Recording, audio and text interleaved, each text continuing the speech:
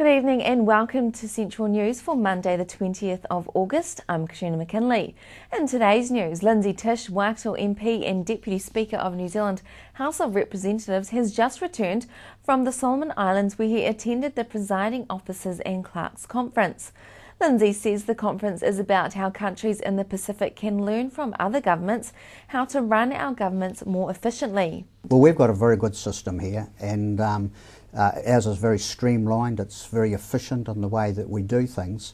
It's probably that the developing nations actually probably learn more from us than we can learn from them, but they have different challenges. We have what's known as a unicameral system of parliament, only one house, whereas a lot of these other parliaments have two houses, an upper and lower house. So our challenges that we have are quite different, but it's always interesting to hear the challenges that they have and how we may resolve them. Canteen, the national charity in support of teens fighting cancer, are getting ready for an amateur boxing event this Friday evening in Te Awamutu. Regional Manager Rebecca Scott says this event means a lot for teens with cancer and the siblings in our region. Given that we receive no direct government funding, we rely purely on the generosity of the local businesses and community. We have to be quite self-sufficient in the fact that we need to be organising fundraisers and campaigns. We have our National Bandana Challenge campaign happening next September, and that of course all takes time, so it takes time away from our youth workers in delivering the services. So the more events we can organise such as this, where we've had such significant community support and the Waikato prison staff have had such an influence in organising it, it means that it frees up our time for our youth workers to deliver the services that Canteen provides. Canteen are aiming to raise $20,000 at this Friday's event. Chocolate has been claimed as a health food in Europe, and now a New Zealand-based business, Kapau, has created dark chocolate vitamin C, all in the aid of making being healthy fun.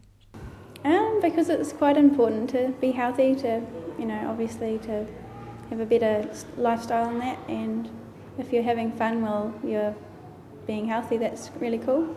If the idea of alternative Victorian universes, automations and STEAM technologies triggers your literary curiosity, then the University of Waikato Summer Research Scholarship could be for you.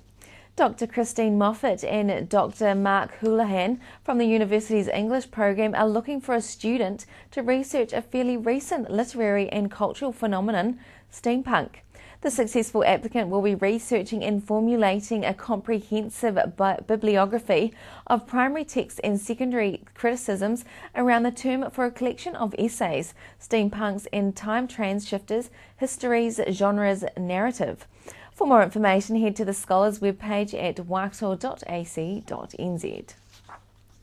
Time to check out the region's weather. Rain, rain and more rain. Showers continue into your Tuesday, but I have looked ahead and it looks like we could get some sunshine, which is much needed, from Wednesday. Hamilton, you're heading for a high of 15 from 5, and Tauranga, you get 16 from 7. Coming up after the break, we hear of the latest initiative to have better efficiencies for freight in the Bay of Plenty, which in turn benefits the economy. Andrew Coker says how following 2 business summits there is a real demand for ownership of the local economy. And we hear of an innovation program for the Waikato and Bay of Plenty. Stay tuned and I'll see you back here after the break.